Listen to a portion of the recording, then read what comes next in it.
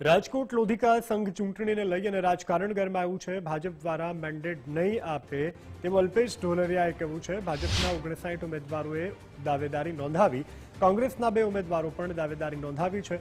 હાલ તમામ ઉમેદવારો દાવેદારી નોંધાવી શકશે। પક્ષનો નિર્ણય આવશે તે પ્રમાણે ચૂંટણી લડાશે। ચૂંટણી નહીં લડનાર ઉમેદવારોને ઉમેદવારી પરત ખેંચશે। સંકલન બાદ જ ઉમેદવારોએ દાવેદારી નોંધાવવી। પ્રશિક્ષણ વર્ગના કારણે મેન્ડેટ આપવું શક્ય નથી।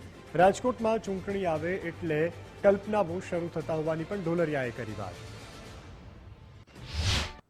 અત્યારે અમે તમામ લોકોને આજે તમામ લોકોના જેને એમને દાવેદારી કરી હતી એ બધા જના આજે સવારથી અમે ફોર્મ લઈ લીધા છે અને તમામ લોકોના ફોર્મ અત્યારે અમે જમા કરાવી દઈશું। પછી પાર્ટીમાંથી આગળ જે કંઈ નિર્ણય થાય એટલા લોકો ફોર્મ રાખશે। બધા એકારે સંમતિ બતાવી છે એટલા લોકો ફોર્મ રાખશે, બાકીના લોકો ફોર્મ ખેંચી લેશે। એટલે અત્યારે જેની ઈચ્છા હોય એ બધાને અમે ફોર્મ ભરવાની છૂટ આપી છે। પછી જે પાર્ટી નિર્ણય લે એવી રીતે ફોર્મ રાખશે, બીજા બધા ફોર્મ ખેંચી લે એવો હાલ તબક્કે નિર્ણય કરવામાં આવ્યો છે।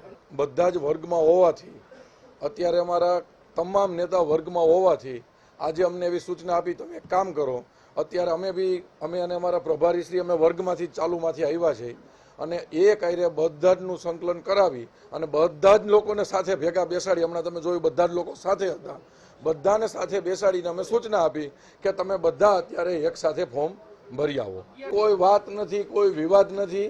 100% મેં તમને વાત કરી સત્ય છે।